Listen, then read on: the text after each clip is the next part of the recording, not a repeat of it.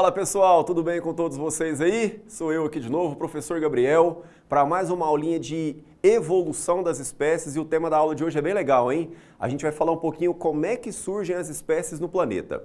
Antes de começar a nossa aula, eu vou fazer minha autodescrição. Eu tenho a pele clara, também tenho os olhos claros, estou usando óculos, tenho barba, uma camiseta preta e uma calça jeans.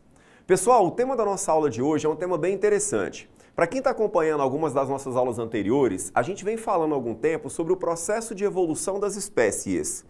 A gente surge de uma ideia que vem do pensamento evolucionista então, aonde a gente parte do princípio de que uma determinada espécie, para conseguir se adaptar a um ambiente que está em constante transformação, também se modifica ao longo do tempo. Mas aí surge a pergunta, se a gente for voltar lá no passado da origem dos primeiros seres vivos, como é que aquilo que eram algumas poucas espécies que existiam no passado, viraram essa grande magnitude de espécies que a gente tem no planeta hoje? Então, para a gente responder um pouco dessa pergunta, existe uma temática que foi proposta por esse carinha que você está vendo aí, o Charles Darwin, que mostra pra gente como é que teria acontecido então o processo de formação das espécies. E isso acontece naturalmente até os dias de hoje. Para Darwin, isso foi colocado com o nome de especiação. O que seria então essa especiação? O processo de formação de uma nova espécie. Vamos comigo para a tela um pouquinho para a gente lembrar algumas coisinhas legais? Nós vamos trabalhar então, num primeiro momento, com essa ideia do Charles Darwin,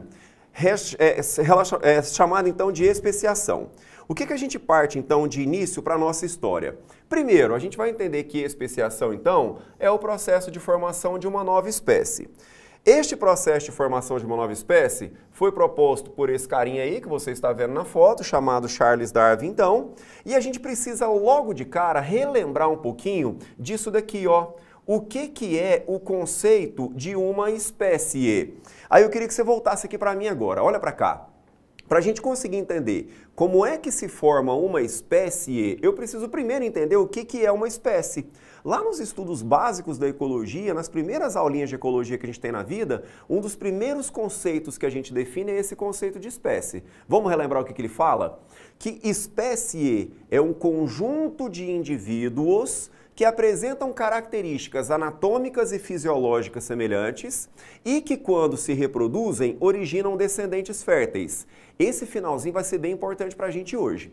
Para que a gente defina organismos sendo de uma mesma espécie, além de características físicas e fisiológicas semelhantes, eles precisam ter uma capacidade reprodutiva. O que é conseguir reproduzir e gerar um descendente fértil? O macho reproduz com a fêmea e tem um filhotinho. Esse filhotinho também tem que ter capacidade reprodutiva, ou seja, ele também vai ter uma fêmea ou um macho e vai ter um outro descendente, que também pode fazer a mesma coisa. Isso garante que aconteça aquilo que a gente chama de perpetuação da espécie, manter a espécie no planeta. Então, se a espécie tem uma capacidade reprodutiva, ela acaba conseguindo manter a sua identidade no planeta. Então, o que seria, neste momento, o pensamento de uma especiação? Quando é que determinado grupo, então, de indivíduos de uma mesma espécie deixam de ser da mesma espécie? Aí a gente vai começar a pensar nessa ideia da reprodução. Pode ser que, por às vezes passar do tempo, as espécies se separem e vão criando características tão diferentes ao longo do tempo que, de repente, chega um determinado momento que elas não conseguem mais se reproduzir. Se isso acontecer, um acúmulo tão grande de características diferentes ao ponto de não permitir mais a reprodução entre esses dois grupos, a gente fala então desta coisa chamada especiação. Ou seja, surgiram novas espécies a partir de uma espécie anterior. Vamos para a tela comigo de novo? Bora lá! Então o que a gente tem para entender um pouquinho dessa nossa história? Espécies diferentes apresentam características diferentes e o que mais vai marcar ela é aquilo que nós vamos chamar agora então de incapacidade reprodutiva. Se indivíduos de uma mesma espécie apresentam características anatômicas e fisiológicas semelhantes, de repente se ficar diferente demais é de espécie diferente, pode ser. Mais ainda, porque eles precisam cruzar e ter descendentes férteis. Então se de repente acontece uma incapacidade reprodutiva, acabou a história também. É nessa hora, então, que a gente fala deste conceito chamado de especiação, que é quando ocorre o quê? Uma incapacidade reprodutiva, que nós vamos chamar, então, de isolamento reprodutivo. Galerinha, volta para mim aqui agora. Nesse ponto, eu vou falar de uma coisa para você muito importante. Olha para mim aqui agora, vem cá. Quando a gente fala desse chamado isolamento reprodutivo, o que eu estou querendo falar com você? De repente, eu tenho um grupo de seres vivos que pertencem a uma mesma espécie. De repente, esse grupo, vou inventar uma história, foi separado.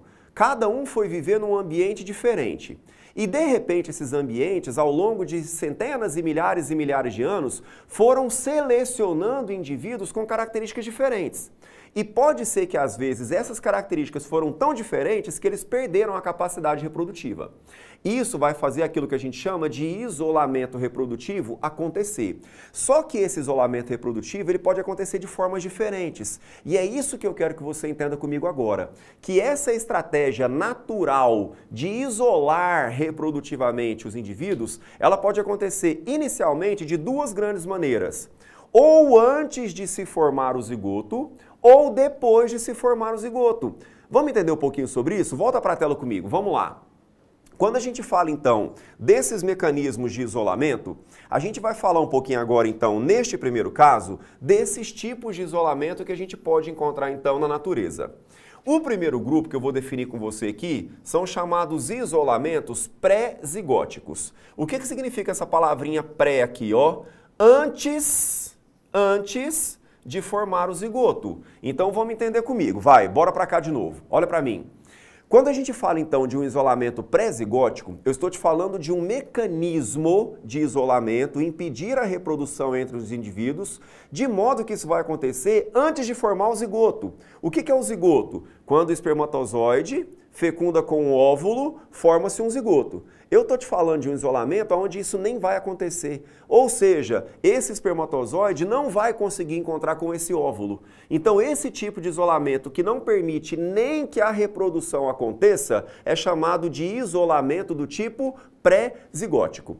E a gente tem algumas opções, algumas formas disso acontecer. Vamos ver comigo? Bora para lá. Primeira possibilidade. Está aqui no quadrinho com você, ó, é o chamado isolamento mecânico. Vamos entender esse isolamento, volta para cá. Eu tenho então agora uma seguinte situação. Pode ser que eu tinha uma espécie anterior, de repente um monte de gente dessa espécie vivia no mesmo lugar, era tudo a mesma coisa. E de repente eles foram separados. Foi um monte de gente para um lado e um monte de gente para o outro.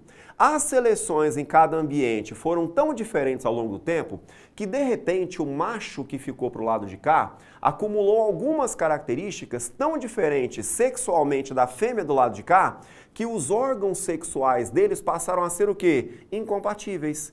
Ou seja, o sistema reprodutor que o macho desenvolveu para esse lado da população não tem compatibilidade mecânica com o sistema reprodutor que as fêmeas desenvolveram do lado de cá. Se os órgãos sexuais são incompatíveis, não tem como reproduzir. Então eu estou falando nesse caso de um isolamento reprodutivo pré-zigótico, porque nem vai chegar a formar o zigoto, mecânico, ou seja, fisicamente falando, os órgãos sexuais são incompatíveis. Tranquilo? Vamos conhecer mais um agora. Bora para a tela comigo.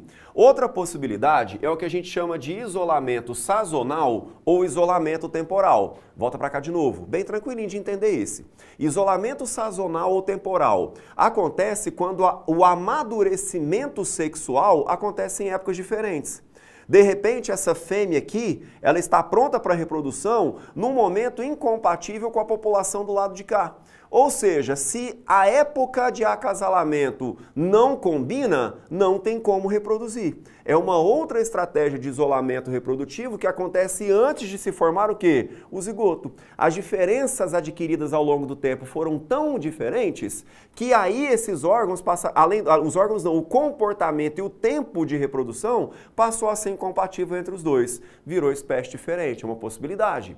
Vamos entender outra, vamos lá para a tela comigo. Isolamento etológico ou comportamental. O que seria esse? Rituais de acasalamento. Pensa numa ave, por exemplo. Quando uma ave vai fazer acasalamento, o macho, às vezes, ele canta para a fêmea para atrair a fêmea, ou ele dança para a fêmea para conseguir atrair a fêmea. De repente acontece uma situação assim, ó, pro lado de cá evoluiu uma população e pro lado de cá uma outra população. E de repente o comportamento que agrada quem vive de cá não tem nenhum tipo de envolvimento para quem vive de cá. Ou seja, o comportamento, o ritual do acasalamento que acontece aqui é incompatível com o que acontece de cá. Esses dois indivíduos não vão conseguir o quê? Reproduzir. Também um isolamento reprodutivo pré-zigótico, não chega nem a formar o zigoto. E tem mais um, vamos ver como é que ele é? É o chamado isolamento de habitat. Esse aqui é o mais fácil da gente entender. De repente, se eu tenho uma espécie que vive num lugar e que já não consegue, em hipótese nenhuma, encontrar com a outra que está num outro lugar, por uma incompatibilidade de lugares, não tem como trocar gametas mais. É um isolamento, nesse caso, chamado isolamento de quê? De habitat. Pode ter acontecido isso, por exemplo, com alguns felinos que viviam, vamos pensar, Brasil e África, lá num passado distante, não era uma coisa só, de repente separou em dois continentes completamente distantes. Como é que quem vive no Brasil vai encontrar com quem vive na África, do ambiente natural? Então não tem como. Nesse caso, então, aconteceu um isolamento de quê? De habitat. Atenta uma coisa para mim, olha para cá agora, vem cá. Quando a gente está falando desse isolamento, então, pré-zigótico, não é possível nem que aconteça o ato sexual. As incompatibilidades, elas são tão grandes que não chega a nem ter o ato sexual, não chega nem ao espermatozoide juntar com o óvulo para tentar formar um indivíduo. Só que às vezes não acontece assim. Às vezes separa, as características adquiridas passam a ser muito diferentes, porém o órgão sexual é compatível. A época do acasalamento é compatível. Os rituais do acasalamento são compatíveis. Vive no mesmo lugar, é tudo compatível, só que é espécie diferente. Vamos pegar um exemplo real para você entender? Eu tenho cavalo e égua, que são de uma mesma espécie. Eu tenho jumento e jumenta, que são da mesma espécie. Só que cavalo e égua não é a mesma espécie de jumento e jumenta. Porém, esses dois grupos de seres vivos, eles são altamente compatíveis, mas eles não podem reproduzir e gerar descendente fértil. Por quê? Porque eles são de espécies o quê? Diferentes. Então, nesse caso, a natureza se obteve de tentar criar mecanismos de barrar essa reprodução, mas depois que o gameta foi fecundado. Depois que o zigoto foi formado. Então a gente fala agora de um segundo tipo de isolamento, que é o chamado isolamento pós-zigótico. Dá para fazer a reprodução, tem espermatozoide encontrando com o óvulo, forma o zigoto, mas aí daí para frente a gente vai ter que barrar. E como é que a natureza barra isso? Vamos lá para a tela comigo? Primeira possibilidade, então, quando o isolamento é do tipo pós-zigótico, tá vendo aqui agora, ó, depois que se forma o zigoto, primeira possibilidade é o que a gente chama de inviabilidade ou fraqueza do híbrido. Volta para cá. O que é o híbrido? É a mistura dos dois, tá? Então vou pegar o exemplo aqui do cavalo e da jumenta, que são espécies diferentes. O híbrido seria a mistura, o filhotinho do cavalo com uma jumenta. O que seria a inviabilidade ou fraqueza do híbrido? De repente o cavalo cruza com a jumenta, fecunda o espermatozoide dele com o óvulo dela, só que o embriãozinho não vinga. De repente, durante o desenvolvimento embrionário, ele morre por ali. É uma primeira possibilidade. Isso a gente vai chamar de quê? Inviabilidade ou fraqueza do híbrido. Só que às vezes vinga. Às vezes, de repente, fecunda o espermatozoide com o óvulo, o bebezinho fica lá na gestação dele, consegue se desenvolver e consegue até nascer. Mas aí você vai falar assim, professor, mas é espécie diferente, não pode mandar isso para frente. Aí tem uma segunda possibilidade, vamos ver qual que é ela? Bora para a tela comigo. É o que a gente vai chamar agora de esterilidade do híbrido. E aí vamos entender primeiro, vamos lá. O que significa a palavrinha esterilidade? Ele já não é reprodutivamente fértil mais. Ou seja, o cavalo cruzou com a jumenta e de repente nasceu o burro ou a mula, que é o cruzamento dos dois. Só que de repente o burro ou a mula são o quê? Estéreis. Nenhum dos dois consegue reproduzir. Ou seja, essa brincadeirinha de reproduzir com quem não é da mesma espécie vai acabar ali. Então, nesse caso, a gente teve o chamado isolamento pós-zigótico pela esterilidade do híbrido. Só que você vai virar para mim e falar assim, ah, professor, mas lá na fazenda do meu pai tem uma mula e a mula tá prenha. Eita, aí ferrou. Você vai falar assim, ó, professor, mas aí é o híbrido. Nem deveria ter formado ali, mas formou e de repente nasceu. E nasceu e agora tá prenha.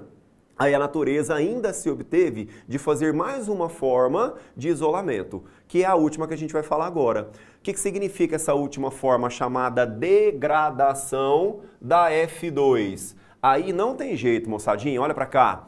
Pode ser até que aconteça o caso dela ficar prenha, mas o filhotinho dela não tem como vingar. Por até mesmo o número de cromossomos, às vezes, que acontecem nessa bagunça genética, o indivíduo que vai nascer ali, esse F2, seria como se fosse o filho dela. Ele já não tem mais compatibilidade genética nenhuma com a vida. Ou seja, ali acontece a chamada degradação da F2. Então, o que a gente entendeu com essa primeira parte da explicação? Que essas espécies, elas podem se isolar reprodutivamente usando artifícios que podem acontecer para nem chegar à reprodução, ou se chegar a reproduzir, barrar esse filhotinho aí potencialmente adaptativo no meio. Deu para entender até aí? O que a gente vai fazer agora? Entendido o que é a formação de uma nova espécie, eu vou mostrar para você aqui agora quais são os mecanismos que podem levar a essa especiação. Vamos lá para a tela comigo? Bora lá! Quando a gente fala então desses processos de especiação, eu quero que você se atente comigo aqui agora então a alguns conceitos importantes. Existe um conceito chamado de anagênese e existe um conceito chamado cladogênese. Eu vou ler com você e logo em seguida eu vou te explicar, tá bom? A anagênese, por definição, são modificações de uma população ao longo do tempo devido a fatores como, mutações, recombinação genética ou gênica, seleção natural. E o que seria um conceito importante de especiação chamado cladogênese? São mudanças de uma população em decorrência de uma coisa que a gente chama agora de isolamento geográfico. Cuidado, hein? Isolamento geográfico é diferente do isolamento que eu acabei de explicar para você, que é o isolamento reprodutivo. O isolamento reprodutivo é quando a espécie perde a capacidade de se reproduzir. Um indivíduo não consegue mais se reproduzir com o outro. Eu estou te falando agora de um isolamento geográfico. Vamos melhorar a ideia? Volta para cá. Primeira coisa, vamos entender o que é a anagênese. Para o conceito de anagênese, o que seria o processo de modificação ao longo do tempo? Cara, tem uma população formada por milhões de indivíduos aqui hoje da mesma espécie. Só que com o passar de milhares e milhares e milhares de anos, vai ocorrendo mutações, vai ocorrendo recombinação genética entre eles, um monte de coisa que de forma natural fazem os indivíduos mudarem. De repente a cor da população é azul, mas surge uma mutação onde brota um amarelo no meio da história. E de repente o amarelo é mais adaptativo do que o azul. Então isso pode criar diferenças tão grandes ao longo de várias gerações que de repente uma espécie lá na frente não tem mais nenhuma relação com essa espécie de trás. Ou seja, aquele amarelo que de repente foi muito mais adaptativo não tem nenhuma vinculação direta com a espécie que deu origem a ele. Então houve o que nesse caso? Uma modificação da espécie ao longo do tempo simplesmente por fatores naturais. Só que aí existe o conceito da cladogênese, que fala o seguinte: se eu pegar uma população, um monte de gente, uma mesma espécie, que vive nesse lugar aqui hoje, e de repente eu colocar cada metade para viver num canto diferente, pode ser que as seleções que aconteçam de um lado sejam tão diferentes da seleção que acontece do outro, que aquela população que vai para aquele canto já não tem nada a ver com a população que ficou no outro. Ou seja, por um isolamento geográfico, ou seja, por uma separação física entre as populações, as diferenças obtidas foram tão grandes que uma passou a ser uma espécie e a outra passou a ser o quê? Uma outra espécie. Deu para entender? A partir desses dois conceitos, o de anagênese e o de cladogênese, a gente ainda puxa um gancho em uma coisa que o Darwin chamou para a gente de especiação, que ele chamou de especiação do tipo simpátrica e a especiação que ele chamou de alopátrica. A gente vai comentar um pouquinho sobre esses tipos de especiação agorinha, tá bom? Vamos lá para a tela comigo. Olha para cá. Quando a gente fala, então, nessas formas de especiação, eu quero que você entenda o seguinte, a gente vai fazer um esqueminha bem genérico aqui dessa chamada especiação simpátrica e da especiação do tipo alopátrica. Vamos primeiro falar da especiação simpátrica. Ela seria a aplicação direta daquele conceito que a gente falou lá atrás agora de anagênese. Olha aqui, ó, eu tenho uma espécie hoje que é o quê? Uma borboleta marrom com preta e que tem uma listrinha amarela. Só que ao longo do tempo, olha lá, ó, por fatores naturais, essa borboleta vai mudando. E de repente aquilo que era uma borboleta marrom com preta e um risquinho amarelo, virou uma outra espécie de borboleta que agora é só um pouco de marrom com preto, já não tem mais aquele risquinho amarelo. Nesse caso ocorreu o quê? Uma especiação simpátrica por anagênese, porque ao longo do tempo a população foi simplesmente modificando. Agora, olha a diferença da especiação do tipo alopátrica. Eu tenho uma população inicial com uma característica dela.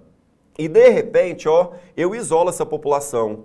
Um pedaço vai viver de um lado, um pedaço vai viver do outro. Só que de repente, do lado de cá, a seleção é uma e do lado de lá, a seleção é outra. Olha o resultado. Eu formo uma espécie de borboleta para um lado e uma espécie de borboleta para um outro lado. Nesse caso, qual foi o fator incentivador do processo de especiação? O isolamento, ó. As duas populações foram que isoladas e com esse isolamento elas acabaram adquirindo características tão diferentes que acabaram virando o quê? Espécies diferentes. Bota para cá.